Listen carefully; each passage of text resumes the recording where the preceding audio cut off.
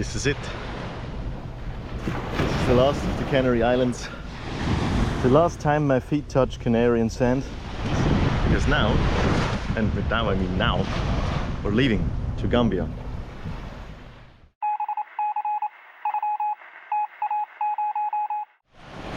And we're going pretty much into the sun and a bit to the right, so about there.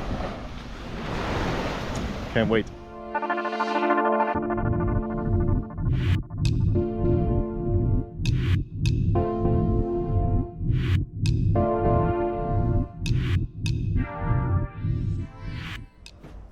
All right, time to go to Gambia.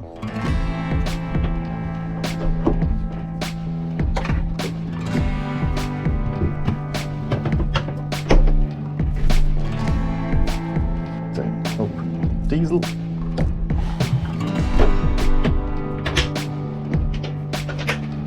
Switching on engine power, windows power.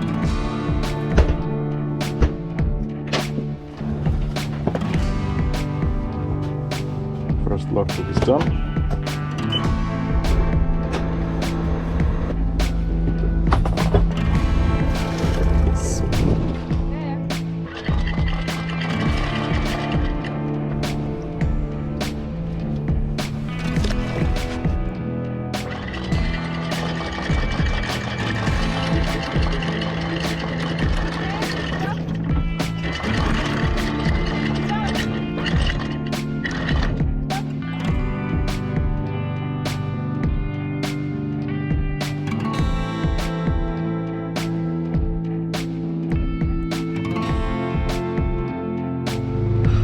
Amazing. We're finally off. We're on our way to Gambia. Finally. Leaving the Canary Islands. Not that they're bad or so, but it's time to go. The boat is well prepared, the crew is well prepared. The weather forecast looks really nice. We're well rested. So I'm really looking forward to that sail. We did a weather routing that says we will have 6 days, but I suspect we will have more in the vicinity of 10 days because we're a slow boat. 10 days at sea. Let's see how that's gonna be. It's the longest passage yet. Right now everyone is full of energy. The boat looks very clean. I mean, look at the cockpit and the interior. Very neat. Very, very neat. In here also. Very neat. So even the gongons came to wave us a goodbye. They are over there, flying. I guess the gongons were ours and Tunlei's spirit animal. So that's a very good sign. All right, it's 1 hour later roughly. And we have arrived at the edge of the acceleration zone. We're on.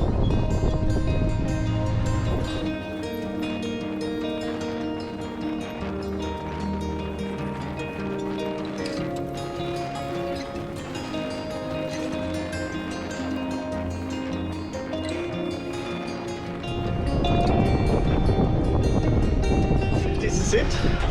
The sail is up. And currently our windvane, that guy behind there, is keeping course, or rather decently, I have to say. So that windvane was awesome that we got that fixed. That is worth like $1 million. So we're actually having to look at which course exactly we need to sail. Then we're gonna fix that course, and in about 4 days of time, we are going to jive. All right. 3 hours into the journey, 2 hours into the sail approximately. We're gently breezing along with around 6 knots. We have the full Genoa out now. So, looks like this. No one is at the helm. The helm is tied. And the wind steering is doing a great job. is very pleasant now. This is really nice.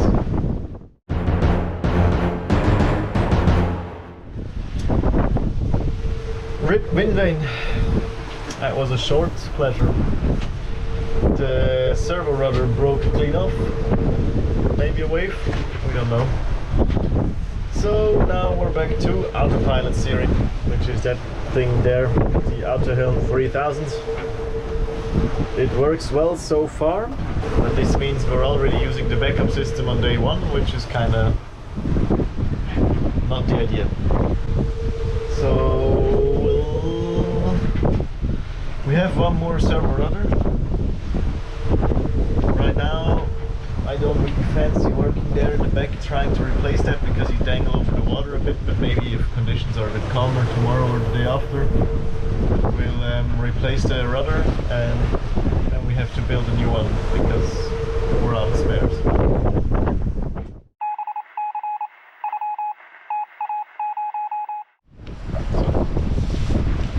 Hey guys, this is our first night in our sail to Gambia. Just started my shift after the graveyard shift from 1 to 4. So far it's rather pleasant. The autopilot does all the work. So far so good. There is an enormous amount of bioluminescence in the water, which is really beautiful to watch. The stars are out in full force. It's amazing. It's a night sky like I've rarely seen one.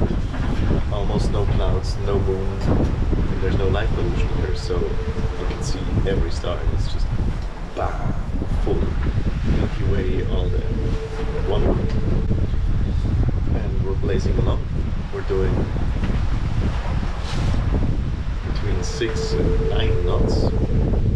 9, of course, is surfing down waves. I'm happy. This is good. Welcome to day 2. Welcome to day 2 of the crossing. The Atlantic is treating us nicely. The sun is out. There's a few clouds. The water looks amazing.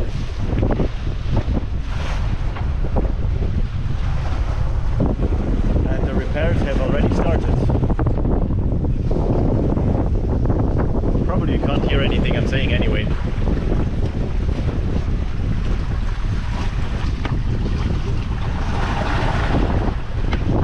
Alright, we're down here again. I didn't think I would have to do this in day 2, but here I am. It's just patient. We had to remove everything from the aft locker so I could get to the steering mechanism, which of course is in use right now. And the problem lies there in here. This lever arm here that moves the rudder shaft, it's just held on by these screws here and tightened so that it grips tightly. So it can't move too much, but it does move a little right now. And you can hear it. Maybe you can even see it. You heard and saw that? That means that I get to climb down here with a socket wrench and try to tighten the thing again. That's, I think, a bit the story of boating. You're riding, then you hear a noise and you're like, wait, this noise is new, I don't know this noise, this should be different. Yeah, do you hear it? This noise. It's better to tighten this now before we have more problems, or at least to try to tighten it now. And if we can't tighten it, at least we're aware what it is and what potential problems it might cause. So a short trip with the socket wrench later, the lever arm is tight again and the steering quiet and precise.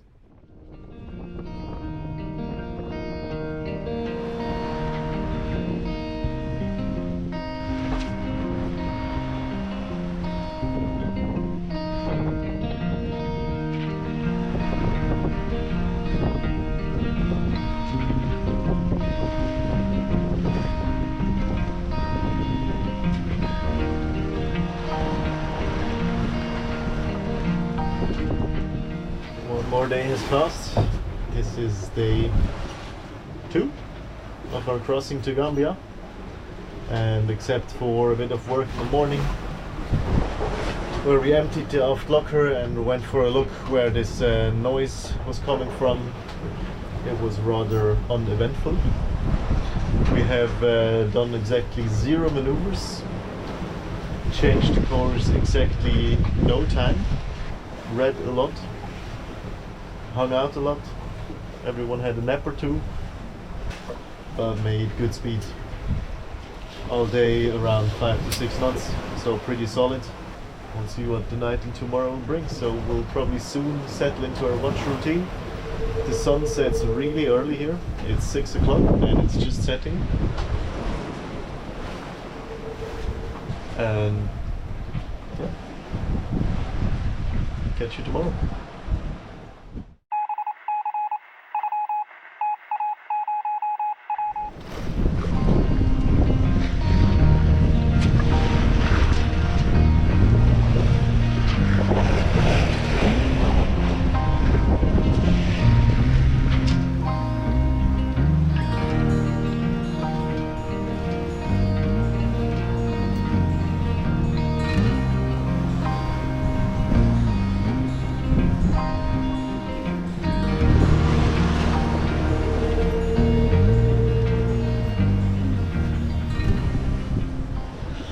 Hello, it's day 3 of our crossing to Gambia. We're wondering how long it will be. Will it be 7 days, 8 days, 10 days, 14 days? So it's a waiting game. Not much has happened since yesterday. There was a bird, one bird that flew around. No fish so far. Very few ships around, so we're seeing nothing. There's just ocean around us, and that's it.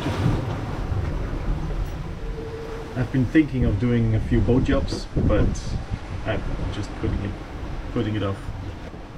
I'm not terribly motivated to do more than just sit, read, eat, steer, stare out at sea. But it's nicely uneventful. I like it. And just look at the sea.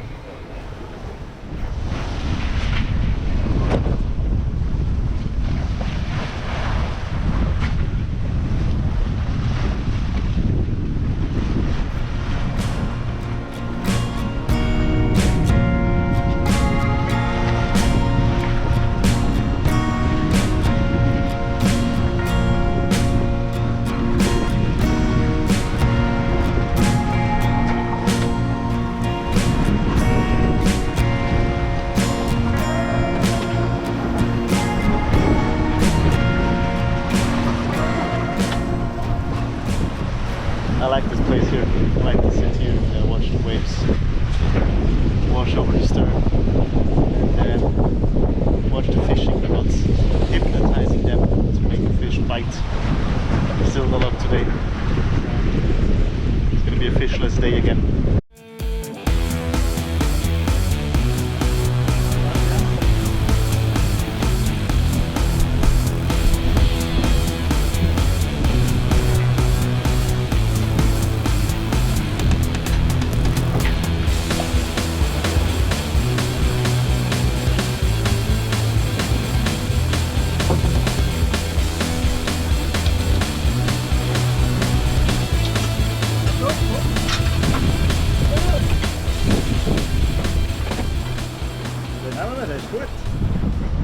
Alright, we got a fish. Amazing. Love it. When the reel just goes zzz, and you have a fish. Amazing, we got another mahi-mahi. So this is the second fish we caught on the boat. So that means for today fishing is done. We don't need more. Get the reels in. And I'm gonna fillet this fish tonight. Fish. Amazing, mahi-mahi. One of my favorite fish to catch. Love it. It's the tastiest ever. And that is how that beautiful mahi-mahi looks now.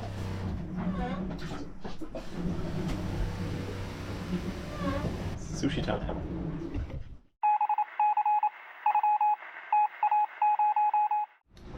This morning it's time to show off some of our awesome kitchen equipment.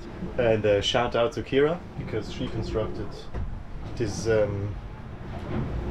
grid that keeps our pans. So what Kira did is she constructed this beautiful metal grid. So we have wooden sticks that hold the thing in place, and then these aluminum, I don't know, planks that hold the pan in place, and doesn't go anywhere and works really beautifully. And we have been using it for the past couple of days without fail, and it's awesome. So the kitchen is working with minimal effort and maximum result. Love it. Another highlight from Tonlay's galley is this bread. Well, it might not look like much, but it certainly does smell amazing. And it comes out of our trusty little pizza oven, which is a top piece of equipment to have on a sailboat. So now I'm going to enjoy a coffee and a fresh piece of bread. It's day 4 of our crossing to Gambia, and we already have withdrawal symptoms of boat work. Our windvane broke on day 1, that much you know already. And now we're thinking of fixing it, because now is one of the lightest wind patches we'll have. Now or never. That's the servo rudder that broke clean off. That's the problem. And you can see it's outside of the boat, on the back of the boat, and it's kind of hard to get to. That means the project is getting one step bigger, because you can see this white metal cage around here. That is from a former windvane, and you can see that the servo rudder, this thingy, it could in theory move up all the way, so it would be completely upright and it would be easy to work with. But that cage right here is keeping it from doing that. So unfortunately for the boat and for the cage, it's metal saw time, and we are going to saw off a little piece of our boat again. Yay!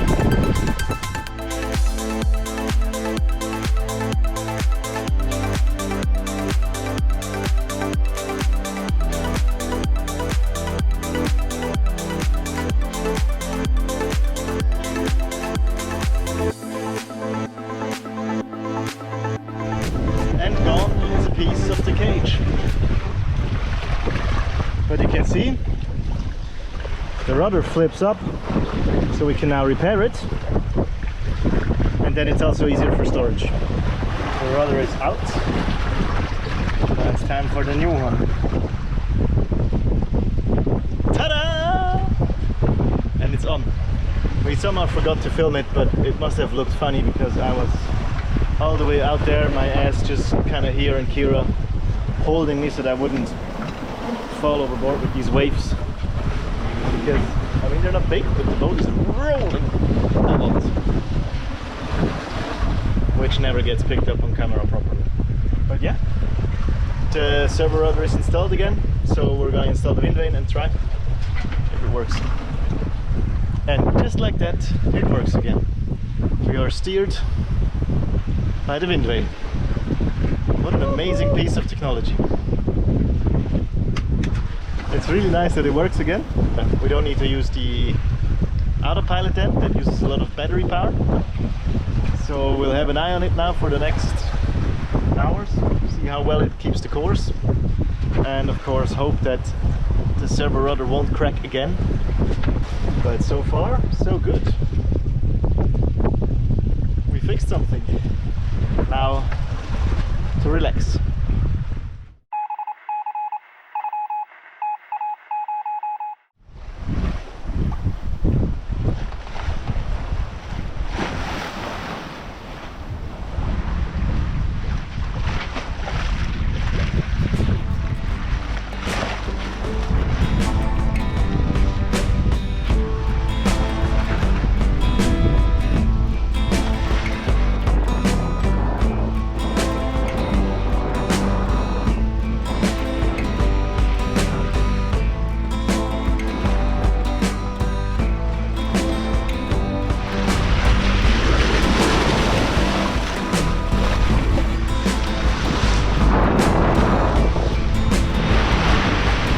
Hello.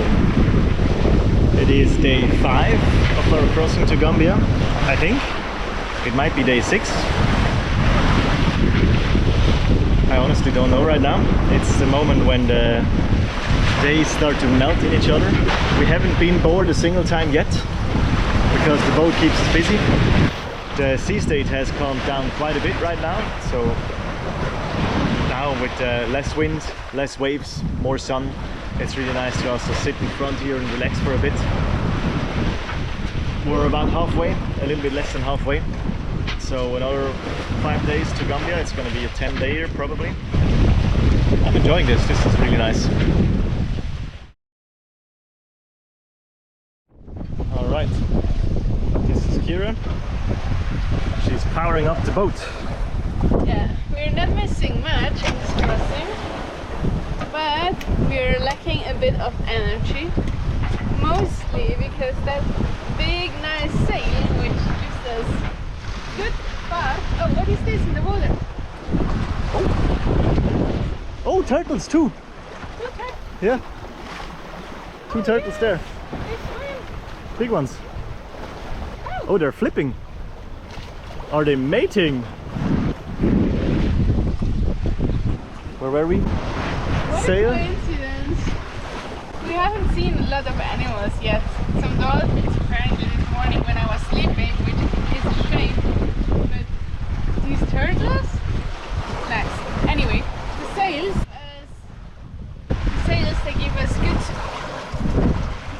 speed. Or on the other hand, just like covering our solar panel completely. In shape. Well, right now not completely. Yeah, 3/4.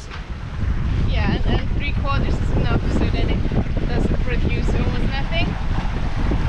So I'm setting up the 2 extra solar panels we have on the side, which won't help probably a lot, but it's worth a try. We anyway need to do it, and we have time now.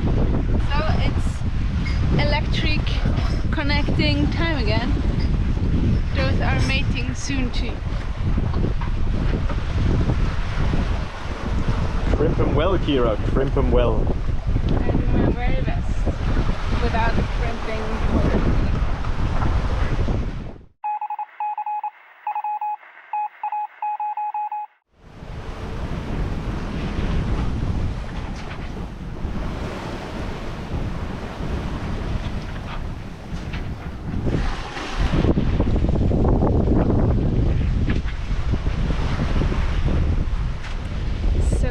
Already into day 5 of our crossing. The time just runs. I would have never thought that that the days fly by, even though there's nothing but the ocean, which is crazy. I mean, there's hundreds of miles, there's nothing but ocean. There's us, there's sometimes birds. There are fish. We caught some mahi-mahi and we see a lot of flying fish. We saw 2 turtles and a moonfish. Now it's still around 450 miles to go until Banjul, and that means 4 more days. Yeah, so let's hope those 4 more days go by as smooth as the last 5 there, and then we had a perfect crossing, I'd say. Keep my fingers crossed.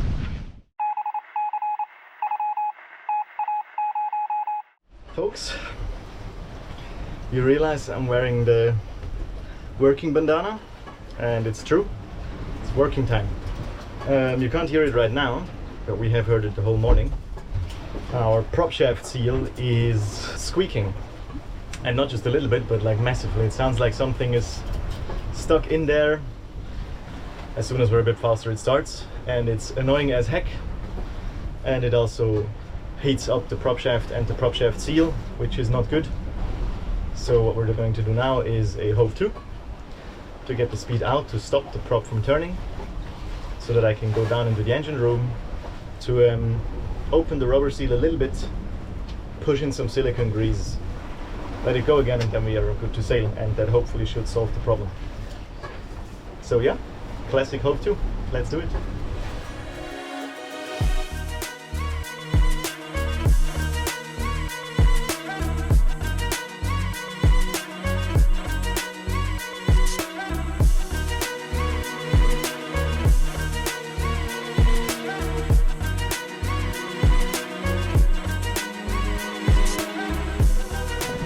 So I think you've seen this before. We just tightened the sails to a close haul course and tacked without shifting the foresails. So the foresails are now on the wrong side. The wind is coming from there, so they're on the windward side, while the mainsail is to lee, and the rudder is also to windward side, fully tilted. And we're doing just a little bit forward. We're pretty much sideways to the wind now and sideways to the waves, but because we're drifting leewards, we're creating this turbulence in the windward side, which stops the waves from breaking on our hull. So this is rather comfortable, stable, and also we're not moving forward, so I have time to go into the engine room now and grease that propeller. Let's do it. Right, engine room, you know the drill. The yellow engine that works now. This here is the flex coupling, so the prop shaft is underneath here. This is the exhaust manifold, if I'm right. And the problem is this black rubber down there.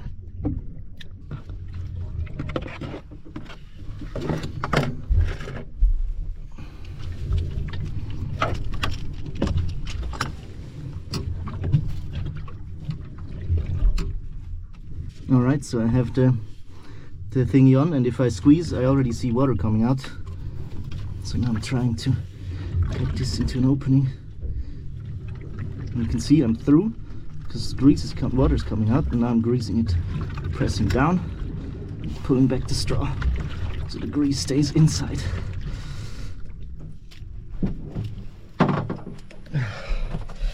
I think it was a success, at least it looks like. I managed to squeeze in some fat. Let's hope the fat does what it should. Let's exit the Hof 2, start sailing, see what happens. So, can you hear the squeaking? Me neither. Look at how it spins. Oh yeah, spinning and not squeaking.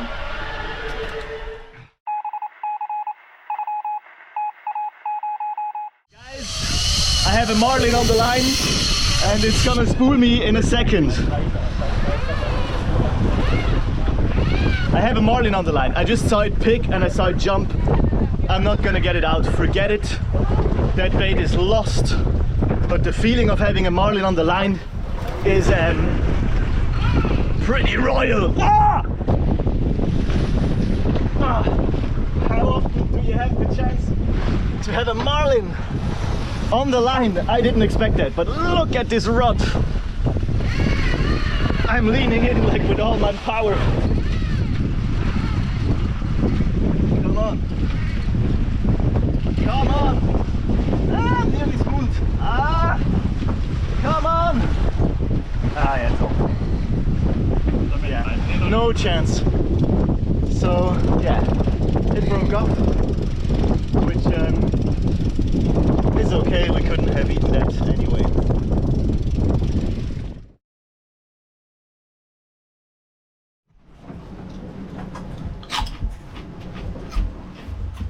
So this is what life on passage sometimes looks like. Jan is fiddling with the sails. Kira, on the other hand, is sewing the mosquito nets for our windows. Important for Gambia. And I'm editing. This is how it looks outside currently.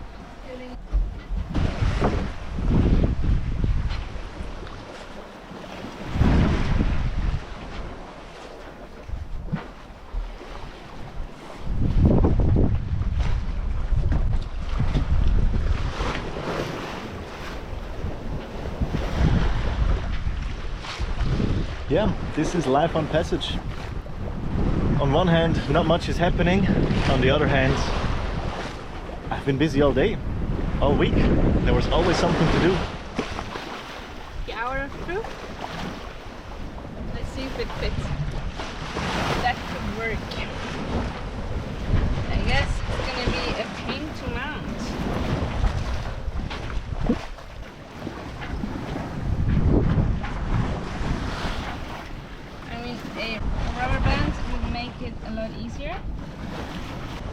can already see the air going in. Yeah, it's not ideal mosquito net fabric, but we got it almost for free, so that's what we're gonna use. Night fishing has paid off. We got a huge squid. Well, huge. Yeah, I think it's huge.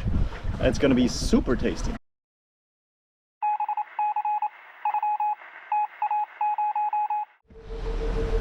Good morning, folks. Welcome to Crossing to Gambia. And this is a historic moment, so to speak, because today, right now, 5 minutes ago, we adjusted course and we are now heading straight for Banjul, our port of entry to the Gambia.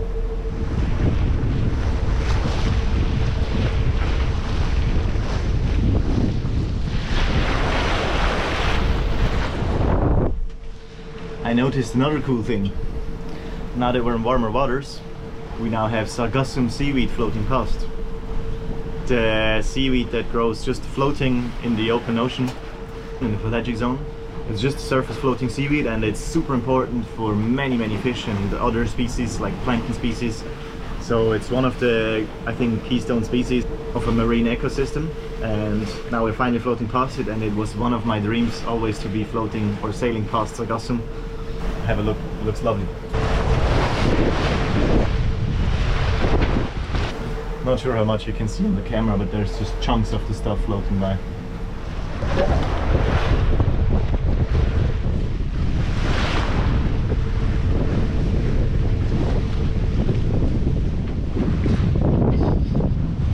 Classic. The one day we reached the decision to finally change course, to head directly to Banjul, to pull out all our sails and increase our speed so that we might make it on Sunday instead of Monday, because the wind is good and we have a perfect heading. It's the same day when someone else decides to fire their guns. The Senegalese Navy has put out a navigational warning for a gunnery exercise, a artillery exercise, and it is straight ahead of us. It is exactly in our course, and it is exactly at the time when we will be at their position. And that means we have to change course considerably, do a detour, probably won't reach Banjul on Sunday, so we can slow down a bit, reach it on Monday maybe, because we are probably arriving tomorrow. I'm raising the flags, so we need to be flying flags on our port side. This one, this beautiful one here, this is Gambia. We have to fly this when we enter Banjul, when we enter the port. And this one, the yellow one, this is the letter Q, which in this respect simply means we have not cleared into the country yet. But as soon as we have done that, now hopefully we can do that on day one, we can take this one off. This one also means we're not allowed to leave the boats, only to go to customs, of course, or for medical emergencies. So as long as we fly this one, we're bound to the boat, even if we're already anchored.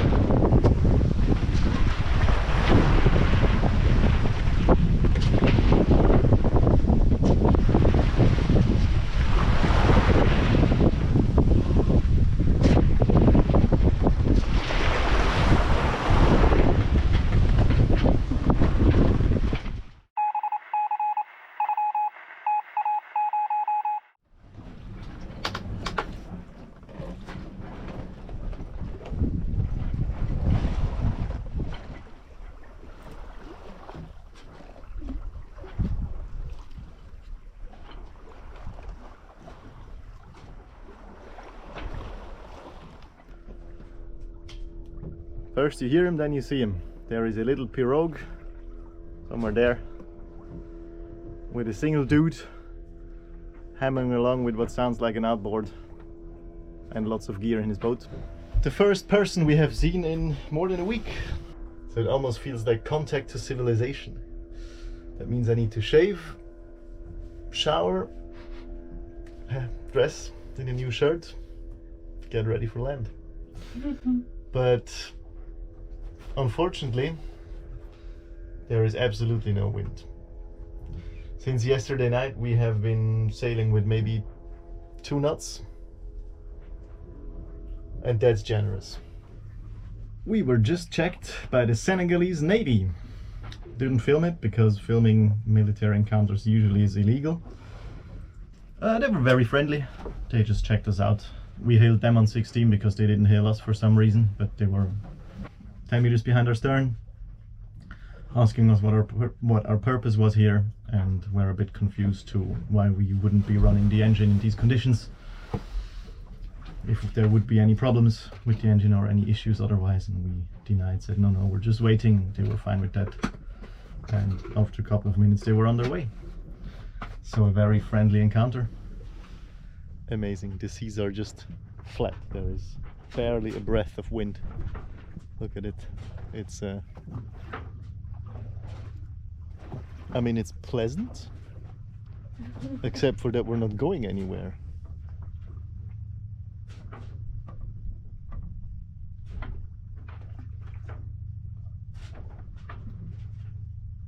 Just very slowly so. Even our light wind sail has trouble in this wind. It's just not enough.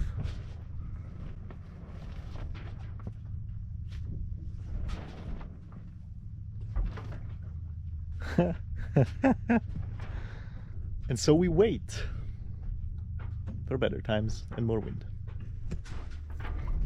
So Robert caught another fish. We're really lucky with catching fish on that crossing. I have good news and I have bad news. The bad news is the engine is broken. The good news is I have a fish on the line. But first we get the fish.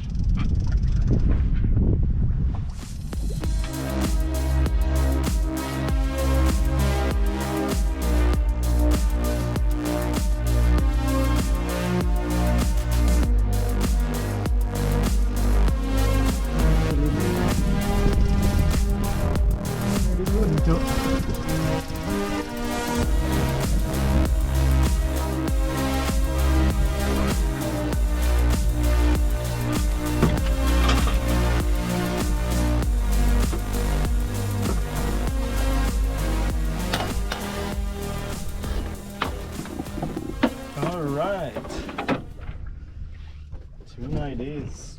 Wow, and what a piece. And what a piece. This is it. This is a bonito, if I'm not mistaken.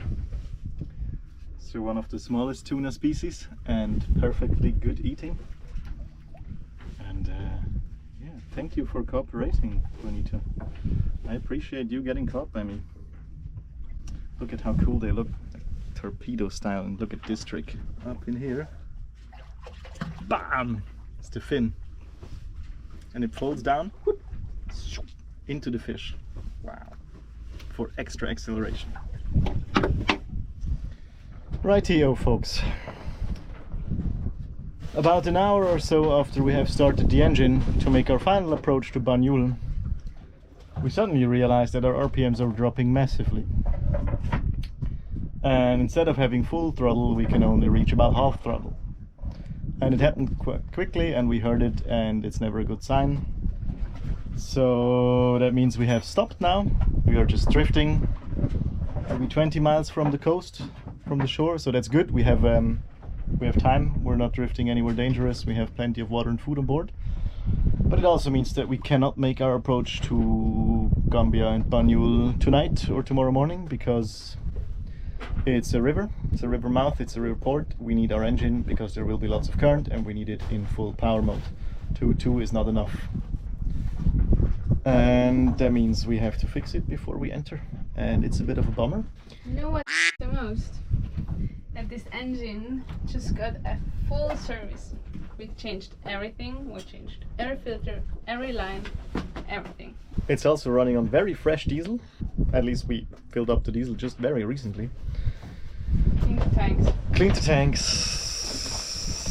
So something is weird with that engine. So instead of making the final approach to Gambia and Banjul and arriving tomorrow morning and being happy, we are making another approach to the engine room and try to figure out where the problem is. Let's start with bleeding on the first filter.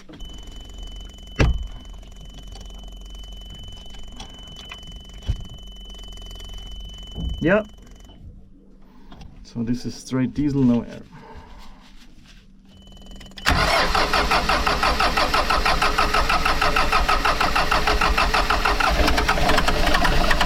Stop! I was sprayed full with diesel.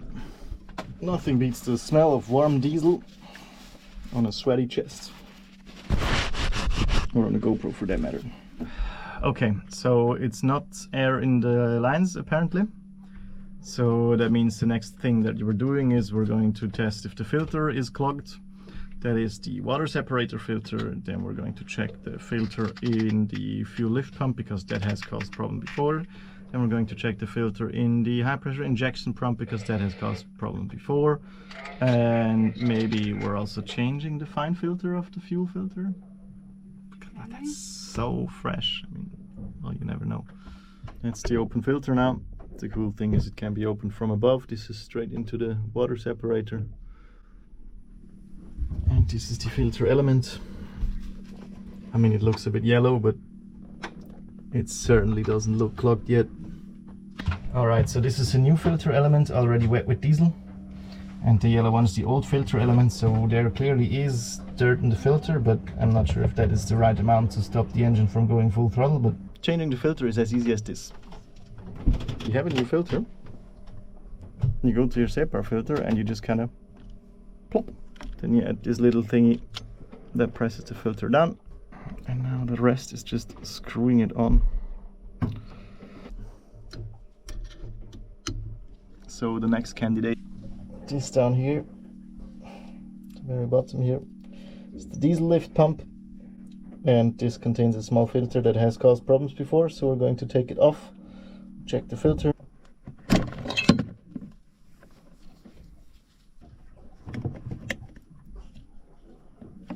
Oh yeah. This at least looks brown-ish. Yeah, and with this as well, not sure if this is the problem. So another maybe too dirty, maybe not too dirty filter, which we're going to replace. This is another new filter. I don't know, we already have to put in a new one, but we just really don't want to have troubles in the Gambia.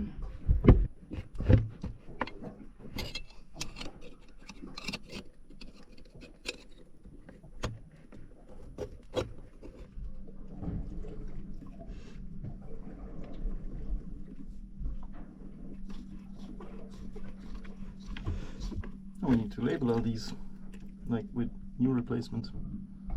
Oh yeah, it also looks really dirty. It looks each filter looks dirtier than before.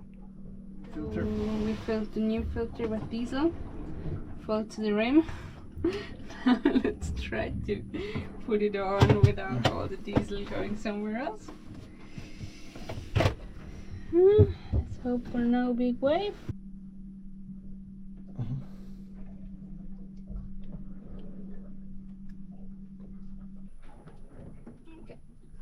There it is. Now we need a paper. Paper.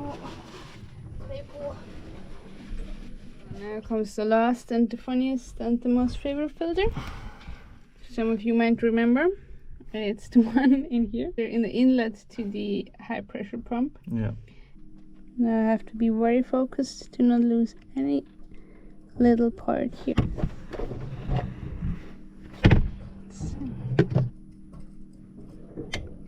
Tiny little spring. And now comes the fun part. Can you get it? Oh, you got it. Don't lose it. Alright, so the tool to extract this is a cotton swab. And how does it look? Dirty. Again. Muy sucio. Could be better, could be worse, but definitely dirty. Alright, we'll clean this. Put it back together. Our little lovely most favorite filter is clean again. Yeah.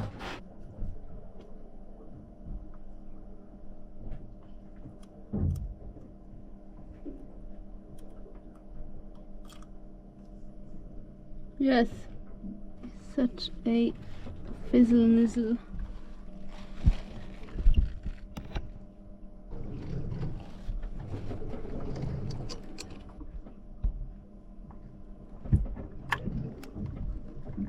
Yes.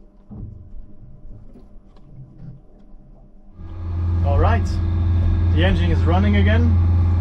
You can hear it in full throttle, 3,800 RPM, so full throttle for our diesel, going at almost 7 knots and holding, which is good because this is what we couldn't do before, and we need this to go up a river with up to 7 knots of current. So very good. Full throttle testing, very nice. A unexpected but successful engine maintenance stop during the final approach to Banjul, Gambia. Yeah, why not? Because this is cruising, this is sailing. And big thanks to Kira. Well done. All right.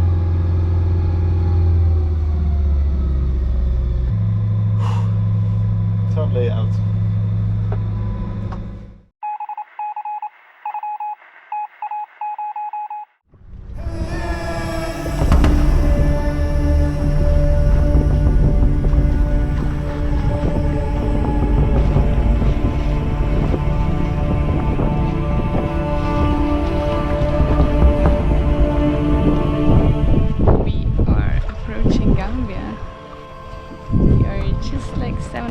Outside of Banjul, and we need the rising tide to get in.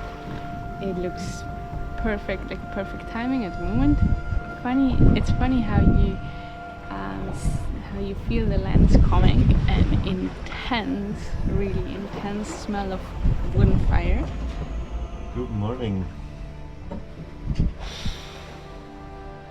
I can smell it. I can smell Gambia. And it smells very much like fire. So we are approaching. We're 10 miles from Banjul, 5 miles from the first navigational marker that we need to hit. So in order not to hit a sandbank. And it's a bit dusty, we can't see anything. Except that the water behind me has turned green instead of blue. So we're definitely already on river water.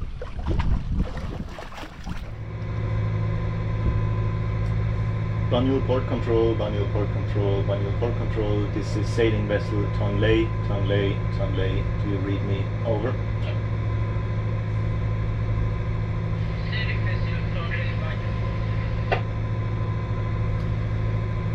Banjul port control, this is Tonlé. Good morning. We are a sailing vessel currently approaching Banjul port, right next to leading beacon number 4. We will proceed to enter port and anchor in the anchorage in half dive. Can you confirm that? Over. Captain, proceed in port and drop anchor. Proceed to port and drop anchor. Banjul port control, this is Tonlé. I have understood. We should proceed and anchor. Thanks a lot and have a nice day. Tonlé out. Okay.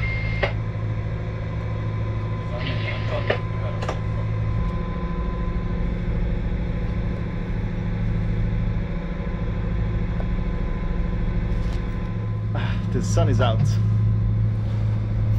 The clouds are finally lifting. And in the very distance we can see the shore. Land ho! We are now following leading beacons into the river. This is the river mouth. Banjul on the right. River mouth. And more Gambia on the left. Woo! Made it to Gambia. We are entering the river mouth and it's lovely. The sun is out, it's not too burning yet, there's still a little bit of wind and it smells like adventure, it smells like city. Compared to Canary Islands where very dry and very windy and there was little smell, and here you can smell wood fires and diesel and probably trash and a little bit the sea, so it makes it so more palatable, so more real, so more adventurous, and you have this associated smell.